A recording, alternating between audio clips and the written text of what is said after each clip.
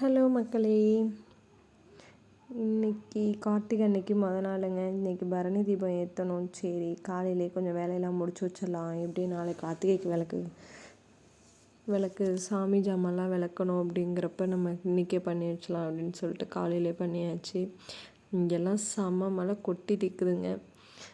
சரி, அந்த மழைக்கு முன்னாடியே நம்ம வேலையை நம்ம முடிச்சு வச்சுட்டு போயிடுவோம் அப்படின்னு மழையாக சேர்ந்து நம்மளும் ஜாமான்லாம் விளக்கி வச்சாச்சு. மஞ்சள் குங்குமமும் வச்சுட்டேன். இன்னைக்கு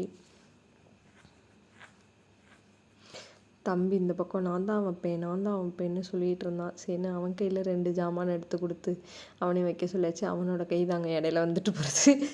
மஞ்சளை குங்குமத்தையும் அள்ளி பூசி வச்சிடலாம். அதை மறுபடியும் தொடச்சி அதுக்கு மறுபடியும் மஞ்சள் குங்குமம் வச்சு அதெல்லாம் அவனுக்கு தெரியாமல் செய்யணும். அப்போ தான் அவங்க சாட்டிஸ்ஃபைடாக இருப்பாங்க. இல்லைன்னா நான் செஞ்சதை நீ அழைச்சிட்டே அப்படின்ட்டு அதுக்கு ஒரு அழுகை வைப்பாங்க. சரின்ட்டு அதையும் முடிச்சாச்சு. ஒரு வழியாக வச்சு முடிச்சாச்சுங்க. இதான் ஃபைனல் டச்சு. வேலைக்கு போயிட்டு வந்தாச்சு. ஈவினிங் ஆயிடுச்சு. சரி, இன்றைக்கி கொஞ்சம் பரணி தீபம் ஏற்றிடுறதுக்கு ரெடி பண்ணி வச்சுருந்தாங்க அம்மாவும். ஃபஸ்ட்டு வழக்கம் போல் வீட்டு தெய்வத்துக்குள்ளே விளக்கு ஏற்றிடலாம் அப்படின்னு சொல்லிட்டு வீட்டு தெய்வத்துக்குள்ளே விளக்கெல்லாம் ஏற்றியாச்சு. எனக்கு என்னமோ இந்த தீப்பெட்டி ஒரு தடவை தாங்க ஓப்பன் பண்ணுறேன். அதுக்கப்புறம் ஒழுங்காக வேலை பார்க்க மாட்டேங்குது.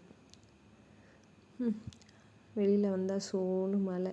சரி, திண்ணக்குள்ளாரே ஏற்றிடலாம் அப்படின்னு சொல்லிட்டு நம்ம வாசலுக்குள்ளாரே ஒரு கோலத்தை போட்டு அதுலேயே விளக்கையும் ஏற்றி வச்சாச்சுங்க. நாளைக்கு என்ன பண்ண போகுது அப்படின்ற பயத்தோடையே தான் நாள் கோலம் போட்டிகிட்டு இருந்தேன். அதே மாதிரியே நடந்துட்டு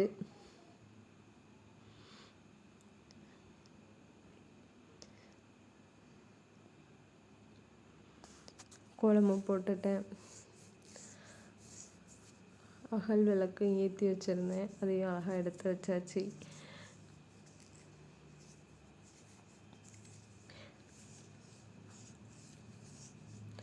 ஆக்சுவலாக 5 விளக்கு ஏற்றிருக்கேன்னு நினைக்கிறேன். ஆமாம், 5 விளக்கு ஏற்றிருந்தேன். உள்ளார வாசலில் எப்போதும் போல் ஒரு அகல் விளக்கு ஏற்றி வச்சுருந்தேன்.